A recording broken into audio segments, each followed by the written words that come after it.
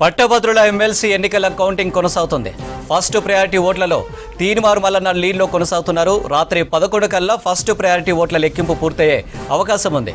First ప్రయారిటీలో 50% ఓట్లు వచ్చిన అభ్యర్థిని విజేతగా ప్రకటిస్తారు. లేని పక్షంలో సెకండ్ ప్రయారిటీ ఓట్లను లెక్కిస్తారు. నల్గొండలోని దుప్పలపల్లి స్టేట్వేర్ హౌసింగ్ కార్పొరేషన్ గోదాంలో 4 కౌంటింగ్ హాల్స్లో ఓట్లను లెక్కిస్తున్నారు. పట్టభద్రుల ఎమ్మెల్సీ ఎన్నికల కౌంటింగ్ కొనసాగుతుంది. ఫస్ట్ ప్రయారిటీ ఓట్లలో తీన్మార్ మల్లన్న లీడ్లో కొనసాగుతున్నారు. రాత్రి 11 కల్లా ఫస్ట్ ప్రయారిటీ ఓట్ల లెక్కింపు పూర్తయ్యే అవకాశం ఉంది. ఫస్ట్ ప్రయారిటీలో 50% ఓట్లు వచ్చిన అభ్యర్థిని విజేతగా ప్రకటిస్తారు. లేని పక్షంలో సెకండ్ ప్రయారిటీ ఓట్లను లెక్కిస్తారు. నల్లగొండలోని దుప్పలపల్లి స్టేట్వేర్ హౌసింగ్ కార్పొరేషన్ గోదాంలో 4 కౌంటింగ్ హాల్స్లో ఓట్లను లెక్కిస్తున్నారు. ఇక గ్రాడ్యుయేట్ ఎమ్మెల్సీ ఎన్నికల కౌంటింగ్కు సంబంధించి మరిన్ని డీటెయిల్స్ నల్గొండ నుంచి శేఖర్ లైవ్లో అందిస్తారు. శేఖర్, ఎమ్మెల్సీ కౌంటింగ్ అప్డేట్స్ ఏంటి? Good evening Anil. ఉమ్మడి నల్గొండ, ఖమ్మం, వరంగల్ పట్టభద్రుల ఎమ్మెల్సీ ఎన్నికలకు సంబంధించి ఉదయం 8 గంటలకు ప్రారంభమైన కౌంటింగ్ ప్రక్రియ మధ్యాహ్నం వరకు కూడా 3 గంటల వరకు కూడా బండల్స్ కట్టడం, అదేవిధంగా మొత్తం కూడా టేబుల్స్ ఏర్పాటు చేయడం జరిగింది. 3 గంటల తర్వాత మొదటి ప్రియారిటీ ఓట్ల లెక్కింపు ప్రారంభమైంది. ఇప్పుడు ప్రస్తుతము మొదటి ప్రియారిటీ ఓట్లలో దాదాపు 96 టేబుల్స్ ఏర్పాటు చేశారు. 96 టేబుల్స్లలో ఒక్కొక్క టేబుల్కు 1000 ఓట్ల చొప్పున కౌంట్ చేస్తున్నారు. మొత్తం కూడా ఇప్పుడు 96,000 ఓట్లు ఒకేసారి కౌంట్ అవుతాయి. తర్వాత మళ్ళీ నెక్స్ట్ వచ్చేసి మళ్ళీ 1000 ఓట్ల చొప్పున 96,000 2,36,000 ఓట్ల మొత్తం కూడా మొదటి 96,000 ఓట్ల లెక్కింపు ఏదైతే జరిగిందో దీంట్లో ప్రధాన పార్టీలకు సంబంధించి కాంగ్రెస్ పార్టీ అభ్యర్థి తీన్మార్ మల్లన్న, బీజేపీ పార్టీకి సంబంధించి గుజ్జల ప్రేమేందర్ రెడ్డి, బీఆర్ఎస్ పార్టీకి సంబంధించి రాకేష్ గౌడ్తో పాటు ఇండిపెండెంట్ అభ్యర్థిగా ఉన్న అశోక్ గౌడ్ కూడా నలుగురు కూడా ఓట్లను షేర్ చేసుకుంటున్నారు. దీంట్లో ఇప్పటి వరకు దాదాపు 96,000 ఓట్లలో 50% అంటే 45% నుంచి 50% ఓట్లు అంటే వన్ సైడ్ గా కాంగ్రెస్ పార్టీ అభ్యర్థి తీన్మార్ మల్లన్నకు పడితే మిగతా ఓట్లు మొత్తం కూడా మిగతా అభ్యర్థులందరూ కూడా షేర్ చేసుకుంటున్నట్లు కూడా మనకు తెలుస్తుంది. లోపలికి అంటే ఏవైతే 4 కౌంటింగ్ హాల్లో మనము టేబుల్స్ 96 టేబుల్స్ ని మనం ఒకసారి అబ్జర్వ్ చేస్తే దాంట్లో ఫస్ట్ ప్రియారిటీ ఓట్లలో మాత్రం ఫస్ట్ కాంగ్రెస్ పార్టీ అభ్యర్థికి ఎక్కువ కూడా కనిపిస్తుంది. సెకండ్ ప్రియారిటీకి వచ్చేటప్పటికి బీఆర్ఎస్, థర్డ్ కి వచ్చేటప్పటికి అశోక్ గౌడ్ అండ్ బీజేపీ ఇద్దరు వ్యక్తులు కూడా ఓట్లను షేర్ చేసుకుంటారు. ఇంకా కౌంటింగ్ కి సంబంధించి లోపల నుంచి కూడా చాలా మంది ఏజెంట్లు ఇప్పుడు కొంత బయటకు వస్తున్నారు. వాళ్ళతో కూడా మాట్లాడదాం. బ్రదర్, మీరు కౌంటింగ్ చూసి వచ్చారు కదా, ఎట్లా ఉన్నది మొత్తం? ఉన్నది ఇక థర్డ్ లీడింగ్, ఫోర్త్ లీడింగ్ విషయాన్ని చూసినట్టయితే పాలకూరు అశోక్ గౌడ్ ఇండిపెండెంట్ అభ్యర్థిగా కూడా బలమైనటువంటి పోటీ ఇస్తూ ఉన్నాడు. ప్రేమేందర్ రెడ్డి కూడా కొంచెం ఓట్లు షేరింగ్ చేసే విషయంలో అయితే ఉన్నది. ఇవన్నీ పరిశీలించినట్టయితే అంటే ఓవరాల్గా తీన్మార్ మల్లన్నకి సంబంధించినటువంటి ఓట్లలో చాలా వరకు కూడా ఇన్వాలిడ్ ఓట్స్ ఎక్కువగా ఉన్నాయి. అంటే పోయినసారి 21,000 పైచీలకు ఇన్వాలిడ్ ఓట్స్ అయినాయి.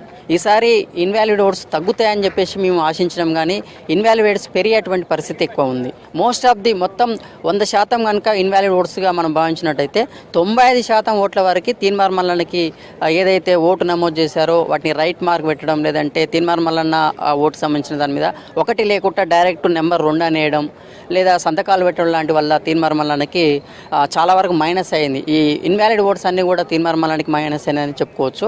ఇక అశోక్ కుమార్ సంబంధించినటువంటి విషయానికి వస్తే అయితే చాలా వరకు అయితే ఇన్వాలిడ్ ఓట్స్ అయితే లేవు. సో అండ్ బీజేపీ కూడా ఇన్వాలిడ్ ఓట్స్ అయితే లేవు. కానీ రాకేష్ రెడ్డి మరియు ఇక్కడ తీన్మార్ మల్లన్న మధ్యనే వార్ అయితే నడుస్తూ ఉన్నది. ఓవరాల్గా చూసారు కదా, ఫస్ట్ ప్రియారిటీ అంటే మీకు బ్యాలెట్, జంబో బ్యాలెట్ 52 మంది అభ్యర్థులకు సంబంధించిన చూపిస్తారు. దాంట్లో ఫస్ట్ ప్రియారిటీ ఓట్లు మీకు ఏజెంట్గా చూపించిన తర్వాతనే అకౌంట్ చేసి పక్క పెడతారు కదా. దాంట్లో మీరు అబ్జర్వ్ చేస్తూ ఉంటారు సెకండ్ ప్రియారిటీకి సంబంధించి కూడా ఎట్లా ఉన్నది. అంటే ఫస్ట్ ప్రియారిటీలో ఎంత శాతము షేర్ చేసుకున్నారు, సెకండ్ ప్రియారిటీకి వచ్చేటప్పటికి ఎవరికి ఎక్కువ ఓట్లు కనిపిస్తున్నాయి?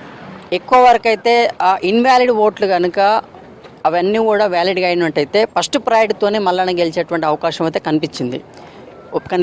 సెకండ్ ప్రయారిటీ ఓటింగ్లో మాత్రం కొంచెం రాకేష్ రెడ్డి మరియు పాలకూరి అశోక్ కుమార్ కొంచెం షేర్ చేసుకున్నట్టుగా కనిపిస్తూ ఉంది. అక్కడ పరిశీలించినట్టయితే మల్లన్నకు వచ్చినటువంటి ఓటింగ్ మొత్తం ఓవరాల్ సార్లు చూస్తే 40-45% వరకు మల్లన్నకి ఫస్ట్ ప్రయారిటీ ఓట్ అనేది వెళ్ళిపోయింది. కానీ 50% లీడింగ్ అంటే విన్నింగ్కి 50% కావడం వల్ల సెకండ్ ప్రయారిటీలో ఎంత డిఫరెన్స్ ఉన్నా కానీ మల్లన్న గెలిచే స్కోప్ అయితే కనపడతా ఉంది. ఎలిమినేషన్ పద్ధతి ఎట్లా ఉంటుంది ఇందులో?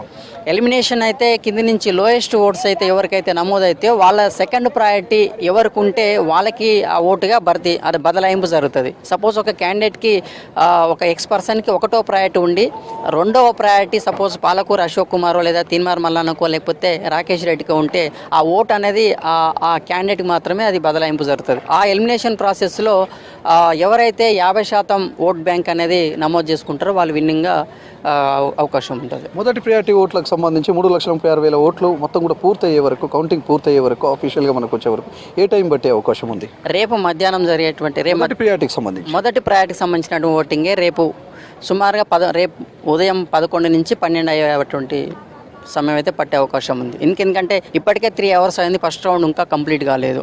సో కొన్ని ఏజెంట్స్లలో కూడా కొన్ని చాలా అనుమానాలు ఉన్నాయి. స్టార్టింగ్ అంటే కొంతమంది 1వ నెంబర్ వేసి సంఖ్యామానంలో రోమన్ లెటర్స్ ఇస్తారు, కొంతమంది ఏమో నెంబర్స్ పేరు పక్కన వేస్తారు. ఇట్లా కొన్ని కాన్ఫ్లిక్ట్ స్టేజెస్ ఉండడం వల్ల అక్కడ కౌంటింగ్ అనేది కొంచెం లేట్ అయ్యే పరిస్థితి ఉంది. కొంతమంది ఏజెంట్స్ మళ్ళీ రెండోసారి చూపించు అని చెప్పేసేటువంటి పరిస్థితులు ఉంటున్నాయి కనుక కొంచెం లేట్ అయ్యే పరిస్థితి ఉన్నది. అందుకనే కొంచెం ఇంకా లేట్ అవుతుంది. మన నైట్ 11-12 వరకల్లా ఫస్ట్ ప్రయారిటీ అయిపోతుందని చెప్పేసి అనుకున్నాం, కానీ ఇంకా చాలా లేటు. రేపు ఉదయం 10, 11, 12 మధ్యాహ్నం అయినా కానీ ఆశ్చర్యపోవాల్సిన అవసరం లేదు. గతంలో ఓట్లు ఎక్కువ ఉన్నాయి, టేబుల్స్ తక్కువ ఉంటాయి, 56 టేబుల్లోనే కౌంటింగ్ జరిగేది. ఈసారి ఓట్లు తక్కువ ఉన్నాయి, మళ్ళీ టేబుల్స్ కూడా 96 పెంచారు. సో ఇప్పుడు తొందరగా అవుతుంది అని అధికారులు చెప్పుకొస్తున్నారు. మీరేమో లోపల కౌంటింగ్ అన్ని కూడా పరిశీలించారు, లేట్ అవుతుంది అంటే ఎక్కడ మళ్ళీ డౌట్ వచ్చినా మళ్ళీ రీకౌంటింగ్ చేయాల్సిందేనా?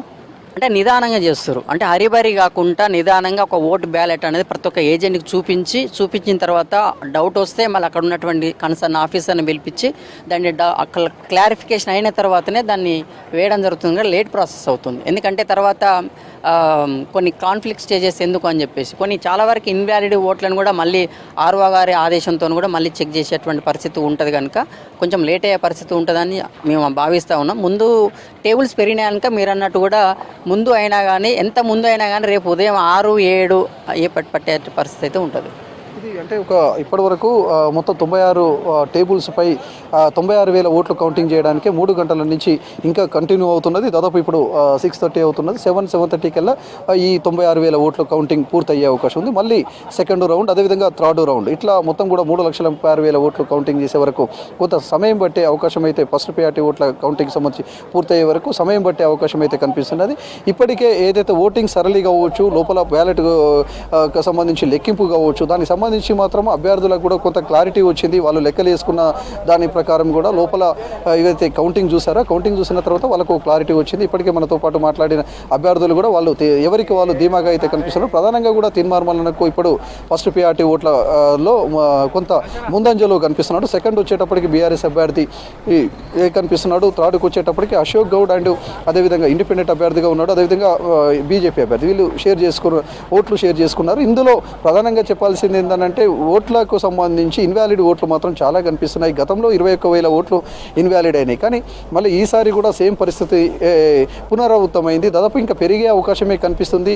ఆ ఓట్లతోటి గెలుపుకు సంబంధించి ఫస్ట్ ప్రియారిటీలోనే గెలవాల్సిన వ్యక్తులు మళ్ళీ సెకండ్ ప్రియారిటీకి పోవాల్సిన అవసరము అక్కడ అవకాశం కనిపిస్తుందని తీన్మార్మలన్న కూడా ఇంతకుముందే మనతో పాటు మాట్లాడేటప్పుడు చెప్తున్నారు. మరోవైపు అటు బీఆర్ఎస్ అభ్యర్థి కూడా సేమ్ అదే విషయాన్ని చెప్పుకొస్తున్న పరిస్థితి అయితే కనిపిస్తున్నది. ఈ ఎమ్మెల్సీ ఎన్నికలకు సంబంధించి ఉప ఎన్నికల్లో 2021లో జరిగేటప్పుడు ఓట్ల సంఖ్య పెరిగేది, టేబుల్స్ తక్కువ ఉండేది, కానీ పెరిగింది ఓట్ల సంఖ్య. అదేవిధంగా పోలింగ్ శాతం కూడా 76% ఉన్నది. ఈసారి 74% ఉన్నది, కానీ టేబుల్స్ కూడా పెంచారు. కౌంటింగ్ ప్రక్రియ కూడా స్పీడప్ అవుతున్నప్పటికీ కూడా ఏవైతే ఇన్వాలిడ్ ఓట్లు ఉన్నాయో వాటిని కన్ఫర్మ్ చేసే వరకు ఆర్ఓ అధ్యక్షతన మళ్ళీ కూడా ఏవైతే డౌట్ ఉంటే అక్కడ ఉన్న ఏజెంట్లు మళ్ళీ ఆ డౌట్ని రేజ్ చేస్తున్నారు. వాటిని చూపించి మళ్ళీ తీసుకునే వరకు కూడా కొంత సమయం పట్టే అవకాశం కనిపిస్తుంది.